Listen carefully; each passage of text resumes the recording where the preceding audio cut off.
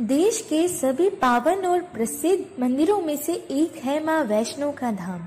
माँ वैष्णो के लिए कहा जाता है कि जब तक माँ का बुलावा नहीं आता तब तक कोई भी भक्त माँ के दर्शन नहीं कर पाता। वैष्णो देवी उत्तरी भारत के सबसे पूजनीय और पवित्र स्थलों में से एक है। यह मंदिर पहाड़ पर स्थित होने के कारण अपनी भव्यता और सुंदरता के लिए जाना जाता है। वैष्णो देवी का मंदिर ऐसे स्थानों में से एक है जिसमें माता निवास करती है। यह मंदिर 5200 की ऊंचाई और कटरा से लगभग 14 किलोमीटर की दूरी पर है। हर साल लाखों तीर्थयात्री मंदिर के दर्शन करने आते हैं। मान्यता के अनुसार एक बार पहाड़ी वाली माता ने अपने परम भक्त पंडित श्रीधर की भक्ति से प्रसन्न होकर उसकी जान बचाई थी और पूरी सृष्टि को अपने अस्तित्व का प्रमाण दिया। वर्तमान कटरा कस्बे से 2 किलोमीटर की दूरी पर स्थित हंसताली गांव में माँ वैष्णो के परम भक्त श्रीधर रहते थे। वह निसंतान होने से दुखी थे। एक दिन उन्होंने नवरात्रि पूजन के लिए कुंवारी कन्याओं को बुलाया। माँ वैष्णो कन्याओं के वेश में उन्हीं के बीच आ बैठी। पूजन के बाद सभी कन्या तो चली गई, पर माँ वैष्णो देवी वहीं रुकी थी और श्रीधर से बोली, सबको अपने घर भंडारे का निमंत्रण दे दो। श्रीधर ने उस दिव्य कन्या की बात मानी और आसपास के गांव में भंडारे का संदेश पहुंचा दिया। वहां से लौट कर आते समय गुरु गोरखनाथ और उनके शिष्य बाबा भैरवनाथ जी के साथ उनके दूसरे शिष्य को भी भोजन का निमंत्रण दिया गया। भोजन का निमंत्रण पाकर सभी गाँव वासी अचंभित थे कि वह कौन सी कन्या है जो इतने सारे लोगों को भोजन करवाना चाहती है। इसके बाद श्रीधर के घर में अनेक गांव वासी आकर भोजन के लिए एकत्रित हुए। तब कन्या रूपी माँ वैष्णो देवी ने एक विचित्र पात्र से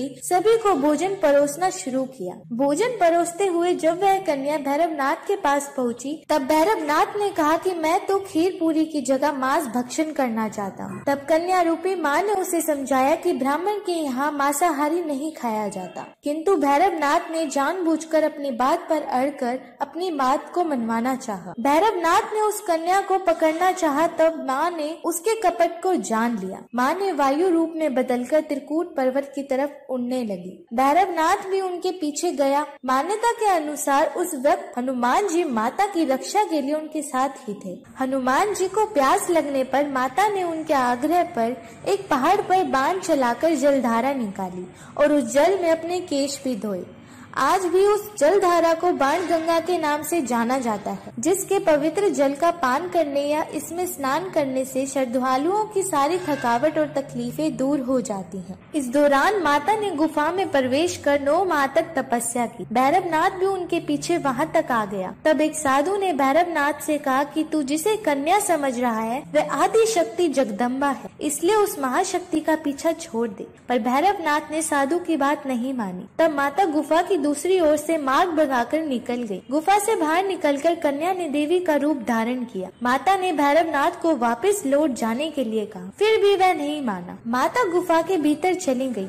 तब माता की रक्षा के लिए हनुमान जी ने गुफा के बाहर भैरव से युद्ध किया, पर भैरव ने हार नहीं मानी। जब वीर हनुमान निहाल होने लगे, तब माता वैष्णवी ने महाकाली का रूप धारण कर भैरवनाथ का संहार कर दिया। भैरवनाथ का सिर काटकर भवन से 8 किलोमीटर दूर त्रिकूट पर्वत की भैरव घाटी में जा गिरा। उस स्थान को भैरवनाथ के मंदिर के नाम से जाना जाता है। इस स्थान पर माँ वैष्णो देवी ने हटी भैरवनाथ का वध किया। वह स्थान पवित्र गुफा अथवा भवन के नाम से प्रसिद्ध है। इसी स्थान पर माँ काली दाहिने में और माँ सरस्वती मध्य और माँ लक्ष्मी बाईं ओर के रूप में गुफा में विराजित है। इन तीनों के सम्मिलित रूप को ही माँ वैष्णो देवी का रूप कहा जाता है। माँ वैष्णो देवी जानती थी कि उन पर हमला करने के पीछे भैरव की प्रमुख मंशा मोक्ष पाने की है। उन्होंने न केवल भैरव को पुनर्जन्म के चक्र से मुक्त किया, बल्कि उसे वरदान देते हुए कहा कि मेरे दर्शन तब तक पूरे नहीं माने जाएंगे जब तक कोई भक्त मेरे बाद तुम्हारे दर्शन नहीं करेगा। उसी मान्यता के अनुसार आज भी भक्त वैष्णो देवी के दर्शन के बाद 8 किलोमीटर की खड़ी चढ़ाई कर भैरवनाथ के दर्शन करने को जाते हैं।